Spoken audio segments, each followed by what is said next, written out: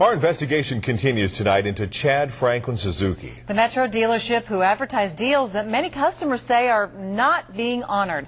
Call for Action reporter Jen Strathman explains.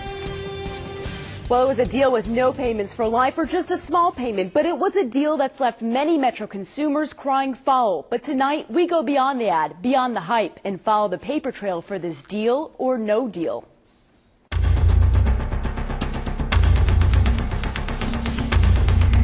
We'd like to speak with Chad Franklin. Chad Franklin continues to evade call for action, even though more than 90 customers have complained to us, upset that they're paying the price because the dealer is not honoring its advertised promises. They're the ones that brought this upon themselves, and it's a shame that the public's going to be the one that's going to take the bite for it. Now our investigation goes beyond the ads, and we uncover a hidden problem that's costing consumers big. Our folks are asking for some justice, and Chad Franklin's folks will be asking for mercy. And they've got a good vehicle. They seem to have a good program going on it. John Broman joined the No Payments for Life program. The dealer took out a traditional car loan in his name, but then sent a check to cover the first year of payments. So it sounded like a real good deal. But John says this deal raised concerns with his bank when he tried refinancing his home. The bank was concerned that John has a $35,000 car loan in his name. The debt-to-ratio income was off. So they just said, okay, get me a letter from the dealership that says you're not paying for this car. And critics say that's exactly what Chad Franklin Suzuki did. John says the dealership sent this letter to satisfy the bank, and it was enough to get his loan approved. The letter says that for the next 3 years, Chad Franklin Suzuki will send payments for the year in advance. But like so many other customers, John's check stopped after a year, even though the letter says Chad Franklin will pay not once, not twice, but for the next 3 years. My bank even bought it. But it doesn't stop there. There are allegations that other banks may have been misled. I'm sure the lender would have had no knowledge of their situation. Attorney Richard Keeler represents Patricia and Joe Collin. They say other dealers turned them down, but Chad Franklin made the numbers work, even though Patricia doesn't work. And Joe makes around $28,000 a year. But Chad Franklin still got them financed for a $38,000 truck loan. That's more than this couple makes. I told my husband for several weeks there's something wrong. How did they get us approved but nobody else could? The deal looked good on paper, so the couple went through with it. But curiosity got the best of Patricia. I called the finance company and asked them what information did they show on my credit. And what the finance company told Patricia left her so shocked she called her attorney. There was a great discrepancy. It's a discrepancy Patricia never would have known about if her lawyer didn't ask for copies of the credit applications. The consumer doesn't know what Chad Franklin sends out to the lender.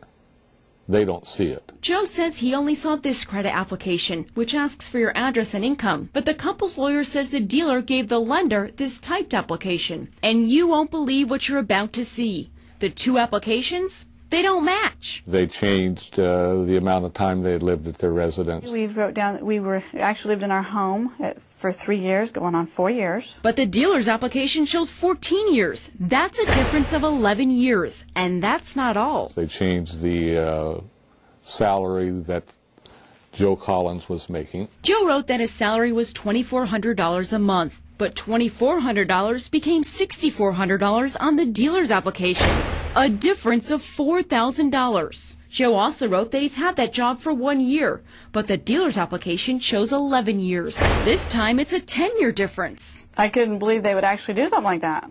Change all my information. And you're not going to believe what else we found. The dealer's application shows Patricia traded in a 2003 Dodge Ram quad cab, similar to this one. The only problem?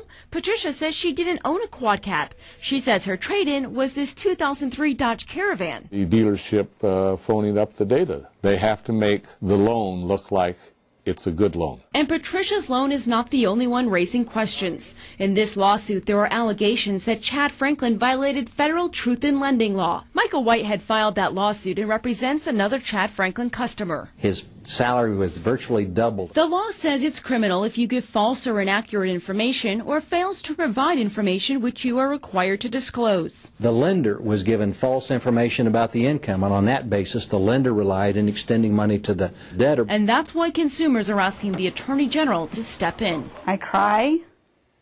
I get mad and angry. Now, we've reached out to Chad Franklin and his attorney several times to give him the opportunity to sit down and tell the dealership side of the story. They have not accepted that invitation, but of course it still stands. But that does little to help customers. Consumer complaints are still continuing to roll into call for action, and now the Missouri Attorney General has over 80 complaints. Tonight, investigations continue in both Kansas and Missouri. Wow, man! Those changed numbers are really unbelievable. How can other consumers tell if this might have happened to them after they left? The thing is, a lot of people don't know. You need to call your lender and you need to try to ask them to work with you and get a copy of that application. But a lot of lenders won't give it up, so you need to push because you are entitled to it. And this could be a regular bank or the car financer themselves. Correct. All right, well, keep us posted. We will. Our investigation continues. Okay. All right. Thanks, Jen. Jen. We know it will.